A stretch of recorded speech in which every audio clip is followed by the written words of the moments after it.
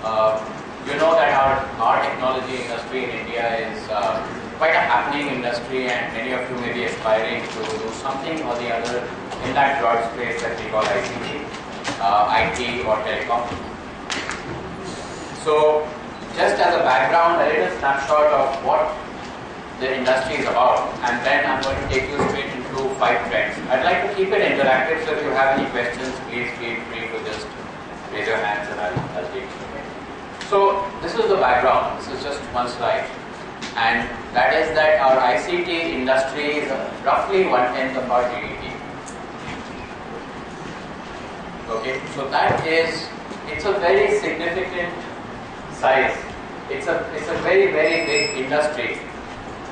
It's not just the industry itself, of course. The fact that beyond this 10%, this industry affects most of the rest of the GDP.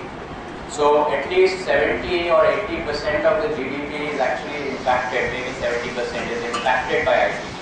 Whether it is agriculture or retail or business, commerce, railways, aviation, transport, everything is directly impacted and indirectly impacted by IT and telecom.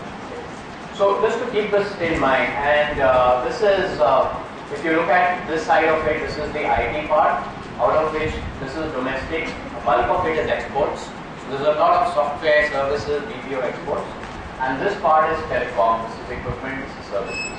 So this is what it looks like, about $100 billion of IT. This was 1 year ago, which is close to previous financial year. And telecom, the other 65 million USD. So this is the context. Huge industry. IT itself has been growing consistently at 24% over the last decade. So the CAGR, which I'm sure is a term you're familiar with, the compound annual growth rate has been a consistent 24%. Pretty good going there. So if you're thinking of the IT industry in some way, or the telecom industry, whatever ups and downs you hear of, the fact is it still remains a very strong industry to head for. So I want to just spend maybe 30 seconds before I get into the trends to discuss what is a trend versus what is an emerging trend.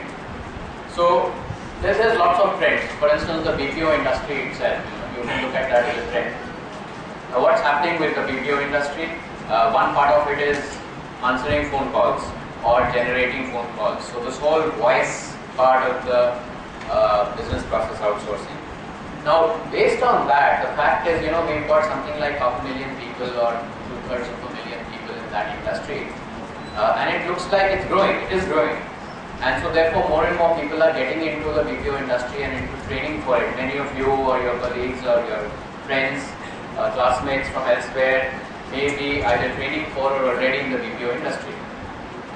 But the interesting thing is that there is a lot of technology which is overtaking this. And out of the total, what we call call minutes, that means every minute of phone calls which are handled by the BPO industry worldwide, 40% of that is already automated. And this is a change which has happened in the last 4 to 5 years. And in the next 3 or 4 years maximum, this 40% will go to 70%. Which means those calls are answered by IVRS systems. When you call someone somewhere, it says press 1 for this, press 2 for this. Or a voice-based voice assist system, voice recognition. So if you are, based on current trends, if you are saying, okay, that's a great place to be, and I want to train for some part of this voice handling BPO business, you may be wrong, because 3 years later when you emerge out there, or you emerge a year later into the job market, but 2 years later, that job may not be there. So there is a very distinct difference between trends as you see them today and trying to predict what is going to be there around even in the job market 5 years later. And that's a very critical. There are lots of examples. By the way, software is also such an example. If you're looking at software coding, more and more of that is getting automated. The coding part of it is getting automated. A lot of the outlining, testing, there is a lot of human involvement there, but now increasingly testing is getting automated. So the need for human coders, the low-level stuff, is either going to go down or going to go in a somewhat different direction. so that humans are left to do more creative things. But the point is, if you look at today's trends and say that, okay, this is a great place to be because my friend got a job or my senior got a job from this and this is where I want to be. 5 years later, you may be wrong. So you have to look at emerging trends, and I think that's a very good base for this seminar and this event that you are having here. The emerging part of the trends is a very, very critical thing to focus on. So with that, let me just quickly get into what I see as 5. This is what I am looking at. Obviously, when you put together there are lots and lots of trends out there, lots of technology things. But I'm going to try and put down 5 things that I see happening. And you're free to question, add more, subtract, whatever. So the first clearly is mobility. Mobility is something that is affecting everything. It's affecting the country positively by and large. We have a huge number of mobile phones. There are some 900 million SIMs, which translates to, if you eliminate inactive SIMs and then you eliminate the fact that many of you have more than how many of you have more than one SIM or more than one phone connection? Okay, they're almost the entire hall or 2/3 of the hall. So now if you eliminate that, it's actually maybe less than this number, but we've taken a conservative figure of 1.15 to 1, so about 600 million subscribers. The software industry is changing. The software industry used to be largely about 60% at one point was what we call BFSI, which is financial services basically, banking, financial services, insurance. Now a lot of that has moved to telecom related software, telecom stacks, telecom software, all kinds of things for the billing, integrated billing solution systems, OSS, BSS as they call. That whole area has become significant, and of course there are other areas emerging like medical related support services and so on. The second part of this is this whole space of machine to machine. So out of these 900 million SIMs, I said 600 million subscribers, but there are quite a few other users of the SIMs who are not humans, they are machines. So for instance, an elevator somewhere, an escalator, or some other machines which requires some kind of maintenance if it stops. All they need to do today is to put a module inside with a SIM card, and when it stops, an alert is sent. Similarly, electronic meter reading, EMR applications. You don't have to send a physical person down to read a meter, it's very inefficient. You can put in a little GPRS module or a 3G module and put in a SIM card there, and once a week or even once a day, a single SMS is sent with the meter reading. Okay, that's all there today. But what's going to happen is this whole machine-to-machine interface, this is going to be huge, and at some point when we have come to, let's say, 70-80% of the population having mobile phones already, there will be a slowdown in that, but there will be an explosive growth in the machine-to-machine part of it. So that's the second thing. If you are looking at a technology or a business space, ideas, entrepreneurship, whatever, this is a great place to look at. The entire machine-to-machine or the use of mobility for machine communications and machine reports. Vehicles, vehicle tracking, issues with vehicles, problems with vehicles. For example, a vehicle with a lot of companies internationally, General Motors and so on, have these services. There's a module in the car. If there's a problem coming up in the car, an alert is sent to the GM network. And GMNet then calls the owner and says, by the way, your car is, you may expect some trouble in the car, why don't you bring it in for service? Or you just get an email saying that your service is due and you're facing a likely engine problem a few weeks from now. Pretty amazing stuff, but it's been there for years. So this is one huge overriding trend that's going to change the way enterprises work. It's going to change the way enterprise automation systems, ERP, everything has to be integrated into mobility. Okay, any questions on this so far? Okay, number 2, the cloud. You've all heard tons and tons about it. Anybody here like to kind of summarize what is this cloud about? Anyone? No, nobody is going to take the risk? Yes, go ahead please. It is the feature in which you use the facility as the same computing process. Okay, so alright. So pay-per-use is one great way to put it. Essentially, it's where you have all your services in a remote location or a remote service entity, which is very abstracted, which, that's why it's called the cloud, because you don't care where it is, it's somewhere in the cloud. And one very simple example is really the phone itself, and that is not new, by the way, that's over 100 years old. The fact is, when you pick up a phone, even the old type of phone, not the mobile phone, I don't know if most of you have seen the old, a simple phone which you pick up, which is not a mobile phone. But when you pick up, you get a dial tone. You don't care where the dial tone is coming from. The entire service is not there in your house or in the phone. It's somewhere there in the cloud. Today, with your mobile, you have an enormous number of services. That's all sitting in the telecom cloud. Most of those things are not in your. Now, if you have a calculator or something, that's in the phone. But most other things, in fact, if you don't have a calculator, you probably have access to Google, and you can, do 25 into 7 and square root of 5, whatever you want to do. That's coming from the cloud, right? Similarly, you all, I'm sure every one of you has either a Gmail or a Hotmail account, or use Google search in any case. So that's the second very simple example of a service in the cloud. You type in something in Google, you instantly get search results, and you get it typically in 0.1 second to 0.09 second or whatever. You type in things like, if you type in 9W365, just that expression, you'll instantly get a report for that particular Jet Airways flight, where it's coming from, where it's going, what's the flight schedule, what's the flight delay. So the system knows, the cloud has that information. It's obviously not coming from the computer. So, second example, software as a service. So all these are examples of software as a service, but if you subscribe to a Google service called Google Apps for Small Business, it's a set of services around email and various other online services, etc. Any of you use online storage, Dropbox or any of these things? Anybody? Okay, so we've got some people using Dropbox. Online storage, of course, Picasa is another one. Google Storage, Google Online Storage, Google Drive, SkyDrive from Microsoft. So this is now not software as a service, but storage as a service. So you've got everything as a service. Things that you don't need to buy, you can use it as you want to. And this changes a lot of things in the way services and infrastructure is delivered.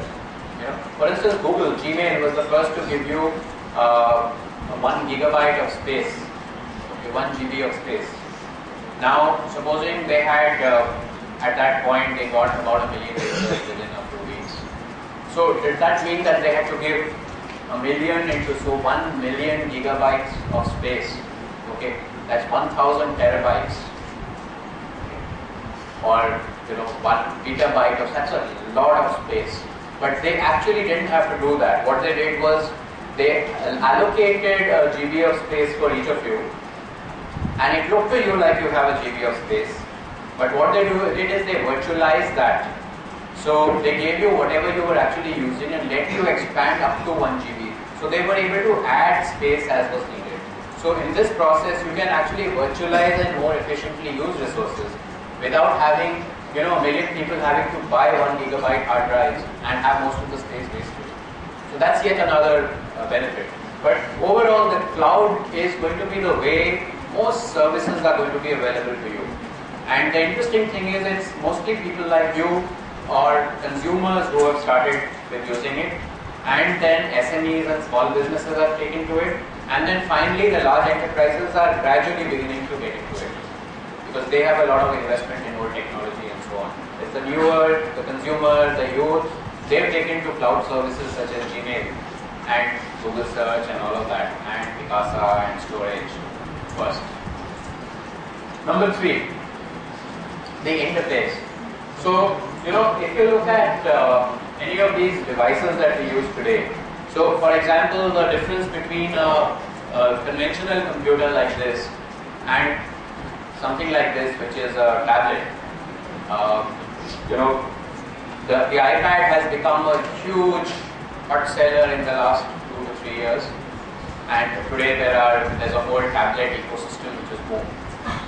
But what's the one thing that's really different about it? So clearly the tablet lets you use the entire interface to touch. Okay, there is no keyboard. So that's one very big difference, right? So the interface has been a huge change, and that's pretty much the same thing with the phone. Now, you know, up to 5 years ago, all phones had a keypad. They were gradually getting into QWERTY. Okay, but now most of the phones which are coming out actually don't have a single set of keys. You know, not even one key. This particular one doesn't even have a home button. It's the BlackBerry Z10. So unlike the iPhone, which has one home button, this says no buttons at all. Nothing on the front interface. So touch has made. How many of you have a touch phone? Okay, so about half the hall, or just under half the hall. So this is the kind of difference that the interface is going through. But going forward, what we're going to see is that, you know, we move from text to graphics, we move to touch. We are heading into a whole era of touch-free, including augmented reality. Now, touch-free is something which, one part of it is it recognizes you and recognizes your gestures. Maybe for identity, the computer can look at your face and do a face scan. And you know, I mean, things like fingerprint scan is very old. My 10-year-old laptop has a fingerprint scan. Okay. My current laptop has a face recognition scan. So it recognizes my face and does an ID check, so I don't have to put in the password. That itself is about a year old. Okay. Then gestures. Maybe some of you might have, or you've at least seen the TVs in the market, Samsung, LG and others, where you can gesture at the TV. You can play Angry Birds and, you know, move your hand and, you know, pull the thing back and, you know, the birds fly like that and so on. No touch. So it recognizes you. Yesterday the Samsung S4 was launched. Again, a fair bit of augmented reality used.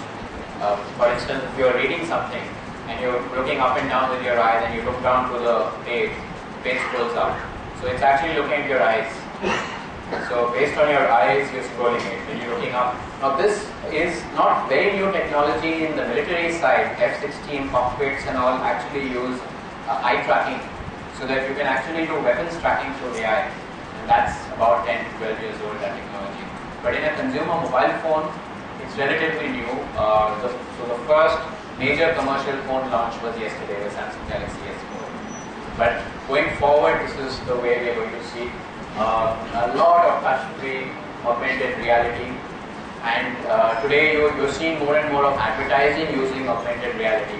You go into a mall and, you know, you see maybe some kind of an installation, and you stand in front of it and you move, and there is maybe a figure of Hanuman or something who moves and waves at you, or you can actually become that figure and wave and it waves. So you interact with it, you play games. Then, you know, you see products on a virtual shelf and you're physically standing there and you interact with that. So, you know, it's a mix of virtual reality and real reality. So the augmented reality, where technology is augmenting or enhancing reality with some interface technology. So the interface is going to be a huge area of development, software expertise, differentiator. So for the Samsung Galaxy, for example, it's now become a differentiator. For the iPhone, it was a huge differentiator because the touch, similarly the iPad. Okay. So, by the way, this year, the biggest thing that's probably going to happen in computing, in conventional computers, is the fact that touch is coming into the regular desktop because of Windows 8. So Windows 8 is totally touch-based. So the Windows 8 laptop I use is a convertible. You can pull out the screen and you know, it works as a tablet. You put it back in, and it's a standard. It's an Acer tablet, which is about it's an Acer computer, which is about I think 25,000 or something like that. Not even very high-end or expensive. So touch is going to come in and make a huge, huge difference going forward. And in the next decade, we expect to see, first of all consumer computers moving to touch. And second, the SME, and third, always the enterprise is the slowest. So the enterprise maybe another 2-3 years down the line, they're going to start taking on touch-based computers. So that's the decade forward. Big data. Okay, so here's another one which I'm sure every one of you have been hearing about. Okay, so again, anybody like to have a go at what is big data? How many of you have heard of big data? Okay, a few of you are tentatively putting up your hands. I'm sure more of you have at least heard about it. So let's take a quick look at this map. This map is from today at 7 a.m. just before I left home for this place. Okay, it's showing the current incidence of flu in the world as of 7 a.m. today. Okay. Now, how do you get this? Obviously, there is no big list of places where people are logging in and saying I have flu. So this is Google Flu Trends. And what Google has realized is when people are searching for flu or things related to flu or virus, antiviral medication, things like that, they're doing it not out of fun, but because they have the flu or somebody has the flu there. So they did this tracking over many years, and they found that when they tracked the number of people who were searching for a term and the actual history of flu outbreak, there was a 0.98 correlation. That's almost 100% correlation. So this, using that analysis and technology, they've been able to find that similarly, if people are doing a lot of searches for AIDS from a particular location, it signifies that there is an AIDS outbreak. Now, it's not that simple an algorithm. It does a lot of gymnastics in there to make sure that it is accurate and correct. But now they've got to the stage where they're fairly accurately predicting flu outbreaks months before the governments of those countries begin to get into the picture. So this, for instance, shows that right now in the what used to be Russia, is a very high flu outbreak happening right now for whatever reason. That's major. Okay, this part of it, maybe the analysis has been less or whatever, or they're not focusing a lot on. When you zoom into this, you might get some differentiation. The US, again, if you zoom in, you find a lot of differentiated analysis, different states showing different status of flu. So this is an example of big data. It's basically analyzing massive volumes of data, billions and billions of data items every hour. At least billions during the day, millions in a minute, and analyzing it for some real sensible information. So Twitter is another example. Now in Twitter, what happens is, any of you have a Twitter account? Okay, so about 10% of you. Now people say all kinds of things on Twitter. Okay, they, what they like, what they're doing, what they don't like, whether Narendra Modi is a good PM candidate or not, whatever, you'll find everything on Twitter. But one interesting thing is, since people talk about the products they use, either if they're very happy, or if they are very sad, or if they are really upset about a product, it's really bad, somebody got a Samsung Galaxy Grand and he's got a problem with it, they write about it. So, obviously one way is the company can find out, okay, there's an individual user with a problem. And that's not so interesting. The big data challenge comes in if a company can analyze the billions of Twitter feeds across the world and find out what products are a problem, what are the trends for their products. And that analysis is getting very, very interesting. Let me get to another last bit of an example of this. How many of you are on Facebook? Okay, everybody. I didn't see anyone. Now, you know that if you do a Facebook Live, it means you sort of like that thing, and if that item is controversial, these days you can get arrested in India. Various people have got arrested for sharing something and then pressing like on it. That's not the point. The point is that with these billions of people pressing like on particular things, there actually are algorithms now which are able to analyze your preferences. Or for example, the FBI has a program which is now trying to see if there is a correlation, if they can find out how many of a large population could be a potential criminal or a serial killer. Just by the likes that they are pressing. Now obviously if it's not a simple, it's not a simple one-step process, right? If somebody writes a story saying serial killers tracked and some you press like on it, that doesn't mean you're a serial killer. But what it does mean is if they find that there's a very strong correlation between if they know existing serial killers and they found or they find out what all they have liked and what all they've pressed, they can gradually build up a profile. And over hundreds or maybe thousands of such cases of criminals which they have tracked both online and offline, they begin to find that, okay, this is correlative, this is a positive correlation, this works, this is showing more than 0.7 or 0.8 correlation coefficient. And then they can actually work out an algorithm like Google Flu Trends and analyze the Facebook likes and maybe going forward a couple of years down actually identify potential criminals in an area, potential anarchists, potential whatever, rapists. So fascinating array of things. So big data is not just the fact of having a huge amount of data, but it's analyzing it in real time to be able to do things with it. And this started long ago with weather data, meteorology data, which by the way now you probably know is fairly accurate, because now they tell you that it's going to rain 3 days later. It often does rain. It's not like 10 years ago where you said they said it's going to rain, so now I can be sure it won't rain. Now it's gotten a lot more accurate. And finally, power. So let me ask you this, you've all seen the James Bond movies, and one of the things about James Bond which we all love is the gadgets he carries. And one of the oldest set of gadgets have been things around his wristwatch. Okay, wristwatch phone, wristwatch laser, wristwatch, a cutter. So everything in a wristwatch. Now a wristwatch phone, for example, it's not difficult to do. It has been done. There are a couple of phones. But why is it not popular? Now it's something that you'd all like to, you don't want to carry a separate phone if you could do it on the wristwatch. What do you think is the problem? What's the biggest problem which doesn't allow so many wristwatch phones? Anybody? What would be the problems? Name all the problems that you can think of for a wristwatch phone.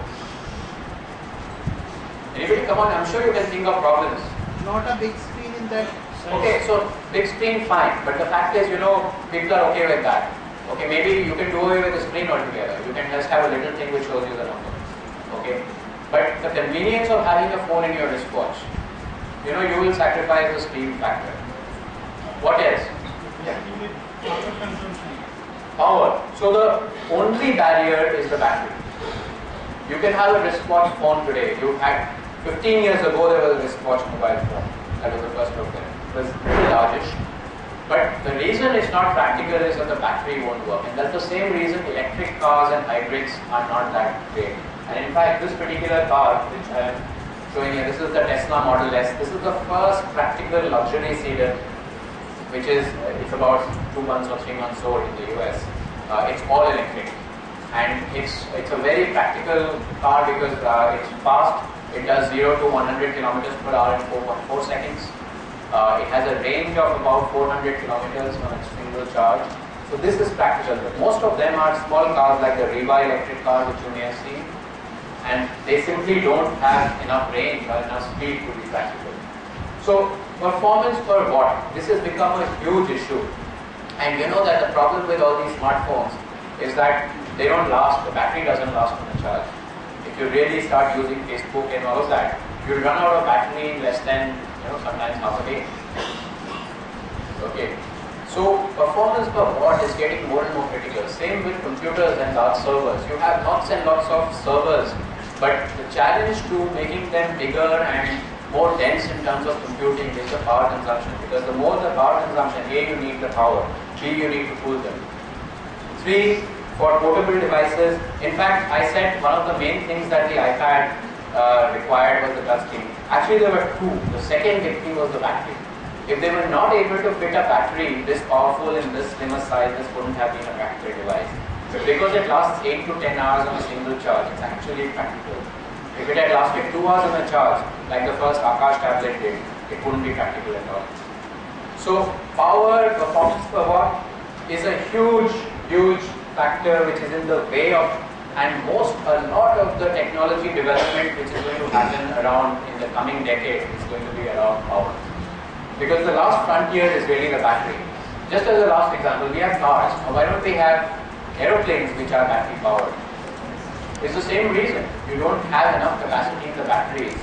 And they're desperately trying to develop, because imagine having an aircraft which can do a transatlantic or even a 2-hour flight with batteries.